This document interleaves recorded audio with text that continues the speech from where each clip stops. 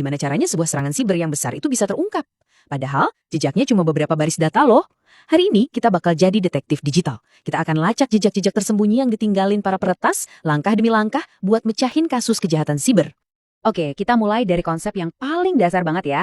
Setiap hal yang Anda lakuin di dunia digital, mau itu ngeklik, login, apapun, itu ninggalin jejak. Jejak ini namanya log. Nah, buat seorang analis keamanan, log ini bukan sekedar data, tapi ini adalah barang bukti. Ini tuh kayak sidik jari digital yang bisa menceritakan sebuah kisah. Pahlawan di cerita kita kali ini adalah Analyst Security Operation Center atau SOC. Anggap aja mereka ini detektifnya dunia maya. Tugas mereka itu bukan cuma nunggu alarm bahaya bunyi, justru sebaliknya. Mereka proaktif, berburu petunjuk, nyatuin potongan-potongan bukti dari lautan data log buat ngelihat gambaran besarnya sebelum semuanya terlambat. Setiap serangan cyber yang canggih itu hampir selalu dimulai dengan cara yang sama, yaitu pengintaian. Ini persis kayak perampok yang ngintipin sebuah rumah dulu sebelum beraksi. Nah, peretas juga ngelakuin hal yang sama, tapi di dunia digital. Jadi, apa sih pengintaian itu? Coba bayangin seorang penyerang lagi ngetok-ngetok ribuan pintu digital, atau yang biasa kita sebut port di sistem Anda. Mereka cuma mau tahu, pintu mana aja nih yang kebuka, ada yang nggak dikunci nggak, dan ada layanan apa di baliknya. Ini adalah fase ngumpulin intelijen mereka. Nah, di dalam log, aktivitas pengintaian ini ninggalin pola yang khas banget. Coba bayangin, ada satu alamat IP yang sama, tapi dia nyoba nyambung ke ratusan, bahkan ribuan, port yang beda-beda dalam waktu yang sangat singkat. Di tengah lalu lintas data yang normal, ini tuh berisik banget dan kelihatan gak wajar. Bedanya tuh kelihatan jelas banget. Pengguna biasa kayak kita mungkin cuma akses beberapa port aja, buat buka web, kirim email. Tapi kalau IP yang lagi melakukan pemindahan, wah, jumlah port unik yang mereka hubungi itu meroket. Perbedaan skala inilah yang jadi petunjuk pertama buat detektif digital kita. Ini sinyal bahaya paling awal. Setelah nemuin pintu yang kelihatannya menjanjikan, penyerang nggak lagi cuma ngetok-ngetok. Sekarang, mereka coba buat dobrak pintu itu. Nah, fase inilah yang namanya brute force. Ceritanya sering banget dimulai dari detail kecil yang kelihatannya sepele. Di log keamanan Windows, kalau ada satu kali gagal login, itu dicatat sebagai event ID 4625. Normal kan? Siapa sih yang nggak pernah salah ketik password? Kalau cuma satu, log ini nggak berarti apa-apa.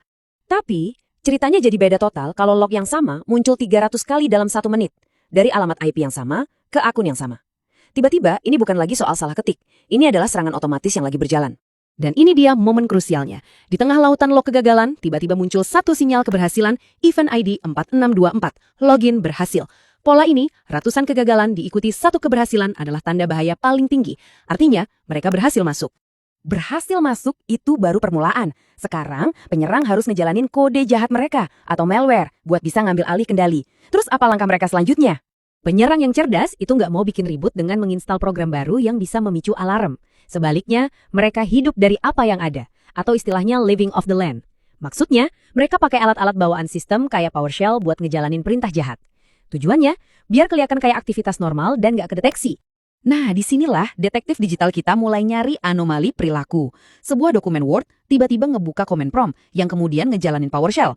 Itu sama sekali nggak wajar. Analis bakal langsung mikir, tunggu dulu, sejak kapan dokumen Word butuh akses ke alat sekuat PowerShell? Rantai proses ini sangat mencurigakan. Kalau digali lebih dalam lagi, buktinya bisa makin jelas. Perintah kayak encoded command yang diikuti sama serangkaian karakter acak itu adalah upaya yang jelas banget buat nyembunyiin kode jahat. Penyerang sengaja bikin perintahnya jadi nggak bisa dibaca, berharap nggak ada yang sadar. Tapi buat seorang analis, ini sama aja kayak ngelihat orang pakai topeng ski di dalam bank. Jelas-jelas ada yang nggak beres. Oke, kita udah lihat kepingan-kepingan puzzle-nya nih. Ada pemindahan port, brute force, eksekusi perintah yang aneh. Sekarang, yuk kita lihat gimana para detektif ini nyambungin semua titik ini pakai sebuah kerangka kerja yang strategis. Pertanyaan kuncinya adalah, serangan-serangan ini tuh asal-asalan aja, atau sebenarnya ada metodenya?